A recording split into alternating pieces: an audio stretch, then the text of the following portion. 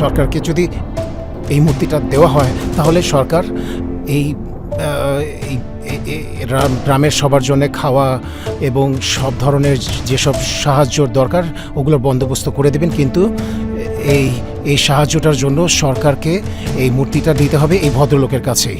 তিনি শুধু এটা পৌঁছে দিতে পারবেন সরকারের কাছে, হ্যান্ডওভার যদি তার কাছে করা হয়। তো রাজার হাতে তো এই ওই ওই রাজপরিবারের রাজার হাতে আর কোনো ওয়ে ছিল না, সো উনি যেটা করলেন তো করতে বাধ্য হলেন, তা হচ্ছে প্রজাদেরকে বাঁচানোর জন্য, তা গ্রামের মানুষকে বাঁচানোর জন্য, কিন্তু রেজাল্ট ছিল জিরো, কোনো সাহায্যই মেলেনি। এবং পরের বছর বর্ষার আগ পর্যন্ত সেখানে শুধু মৃত্যুর যে মিছিল ওটা শুধু বড়ই হয়েছে।